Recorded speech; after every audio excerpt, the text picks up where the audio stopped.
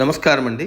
భగవద్గీతలో నేడు 13వ అధ్యాయము క్షేత్రజ్ఞ విభాగ యోగమునందు 27వ శ్లోకము తాత్పర్యం వినిపిస్తున్నది మీ విజయ్ భాస్కర్.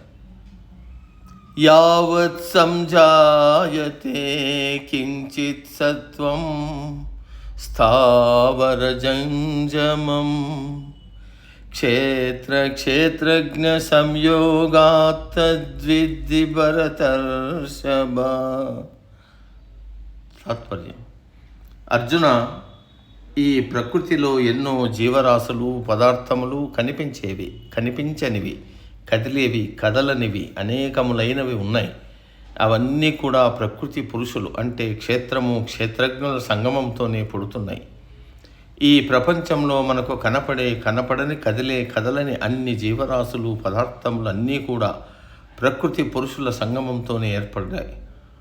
ప్రకృతి జడమైతే పురుషుడు చైతన్యం. దానినే అర్ధనారీశ్వర తత్వమని మనం అంటాం.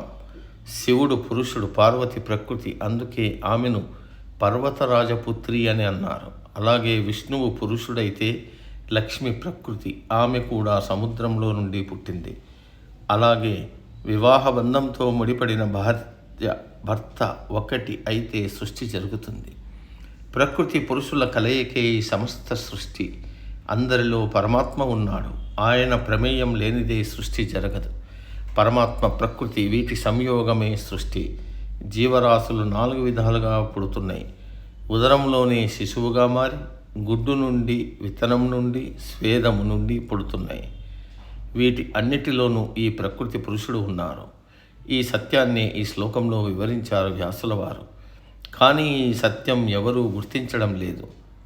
జడమైన ప్రకృతినే, అంటే ఈ శరీరాన్నే నేను అనే అహంకారంలో ఉన్నాం. నాకంతా తెలుసు, నాకంటే మించినవాడు లేడు, ఈ ఇల్లు నాది, ఈ స్థలము నాది, ఈ భూమి నాది, వీళ్ళంతా నా వాళ్ళు అంటూ శరీరాన్నే పురుషుడుగా భావిస్తున్నాం. అదే అజ్ఞానం. ఈ శరీరము ప్రకృతి అంటే జడము. దీని లోపల చైతన్యమనే పురుషుడున్నాడు. ఆయన గురించి తెలుసుకోవాలనే సత్యం అందరూ తెలుసుకోవాలి. అదే సరి అయిన జ్ఞానం. నేటికి సమాప్తం. తదుపరి శ్లోకం రేపటి రోజు. సర్వే జన సుఖినో భవంతు. అందరూ బాగుండాలి, అందులో మనం ఉండాలి.